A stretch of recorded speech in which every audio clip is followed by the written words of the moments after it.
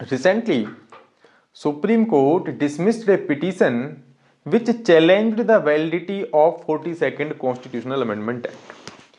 अब 42nd constitutional amendment से क्या हुआ था?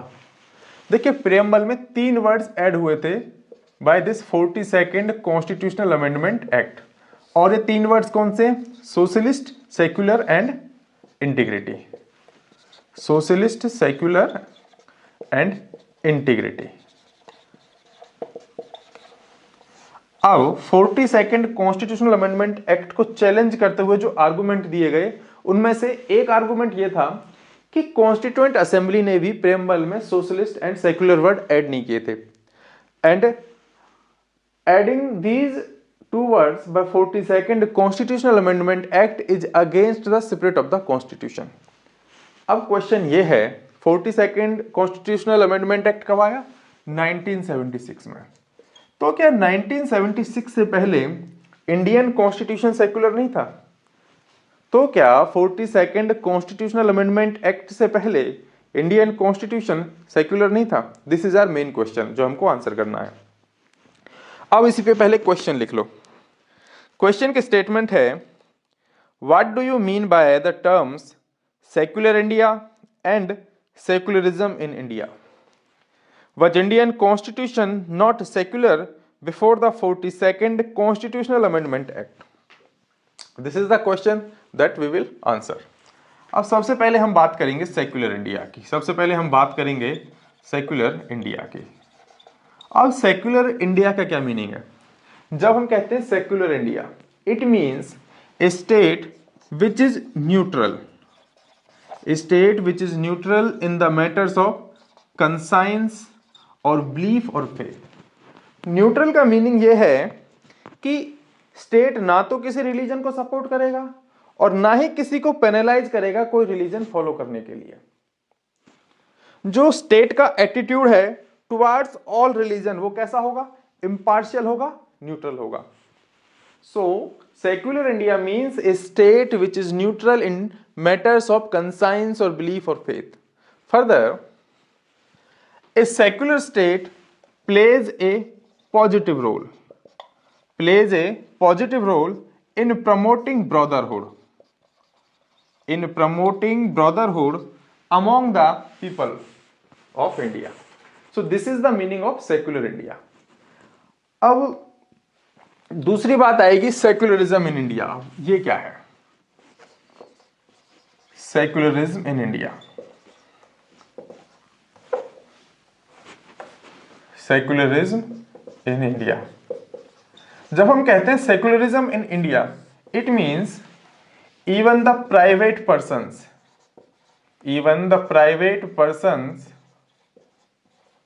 shall not discriminate only on the ground of religion under Article 15 Clause 2।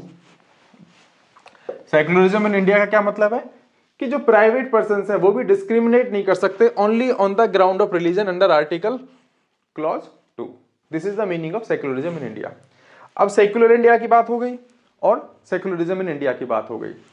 अब हमारे जो आर्टिकल हैं 25 से लेकर 28 तक and this article 15 clause 2, all these articles create secular atmosphere in our country. ये बात हो गई हमारे अब सेक्युलरिज्म के बारे में, secular India and secularism in India.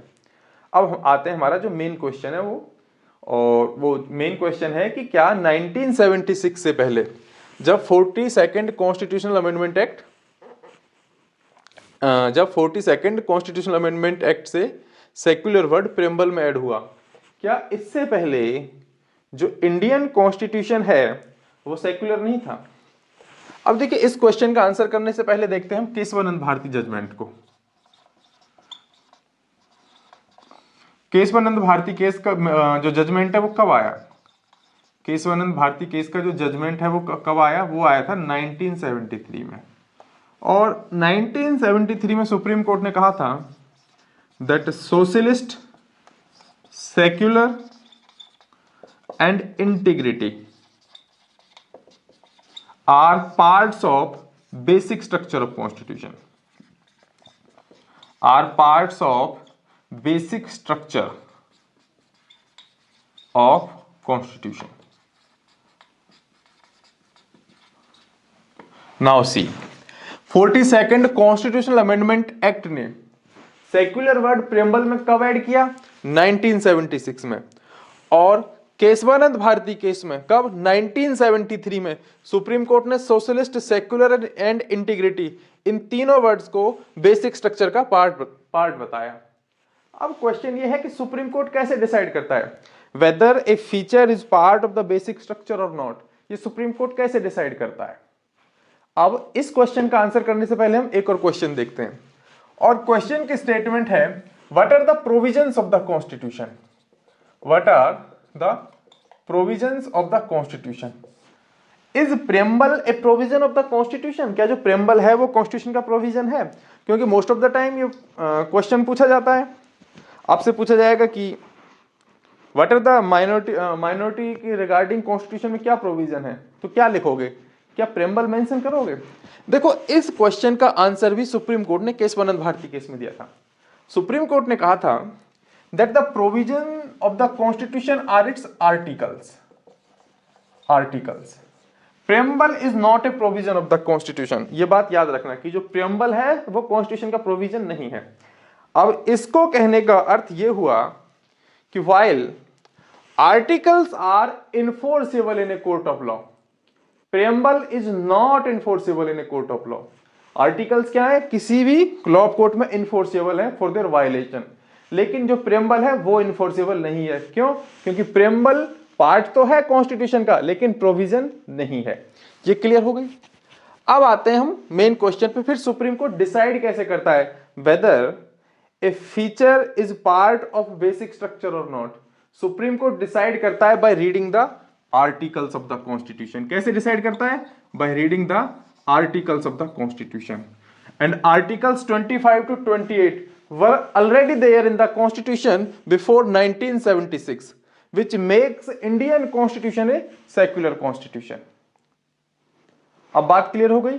यानी कि 42nd कॉन्स्टिट्यूशनल अमेंडमेंट एक्ट ने कुछ नहीं किया, जो पहले इंप्लिसिट था उसको बस एक्सप्लिसिट कर दिया उस प्रोविजन को। अब दूसरा जजमेंट देखो, SR Bommai case. SR Bommai case, इस केस में सुप्रीम कोर्ट ने क्या कहा? इस केस में सुप्रीम कोर्ट ने कहा that India was secular since the formation of Republic. India was secular since the formation of Republic. जिस दिन इंडिया रिपब्लिक बना, कब बना? 26 जन 1950 को। उसी दिन से इंडियन कॉन्स्टिट्यूशन क्या है? सेक्युलर है। तो अब समझ में आया कि 1976 से पहले जो इंडियन कॉन्स्टिट्यूशन है वो सेक्युलर है, सेक्युलर था या नहीं था? So this is the answer, this is the concept that must reflect in your answer. देखो, मैं एक बात और बता दूं कि मैं जो क्वेश्चन फ्रेम करता हूं बहुत सिंपल फ्रेम करता हूं। अब यूपीएससी कैसे क्वेश्चन पूछेगी वो उस पर छोड़ो, हमें क्या है, हमें अपने कंसेप्ट क्लियर करने हैं। हमारी जो नॉलेज है वो बिल्कुल परफेक्ट होनी चाहिए। यानी कि ऐसा नहीं हो कि जब क्वेश्चन पूछा जाए तो हम कंफ्यूज हो जाएं क्वेश्चन को पढ़ के। क्वेश्चन की स्टेटमेंट कितनी भी बड़ी क्यों ना हो, चाहे वो एक पेज की क्यों ना हो, लेकिन जब आप उसको डिकोड करोगे तो आपका क्वेश्चन 2 से 3 लाइन का ही निकलेगा। अगर क्वेश्चन 4-5 लाइन का है तो उसके जो डिकोड करके मेन डिमांड होगी वो 2 लाइन की होगी। इसलिए क्वेश्चन को देख के घबराना नहीं है, बस आपके कंसेप्ट अच्छे हो, जिस टॉपिक से पूछा जाए उस पर नॉलेज रखो, आपका इजीली आप उसका आंसर लिख दोगे। अब इसके रिगार्डिंग अगर किसी को कोई डाउट है तो बिंदास कमेंट सेक्शन में वो पूछ सकता है and I will reply your doubts. अगर आपको लेक्चर पसंद आया तो लाइक कीजिए, पसंद नहीं आया तो डिसलाइक कीजिए। इस लेक्चर में बस इतना ही। Thank you friends.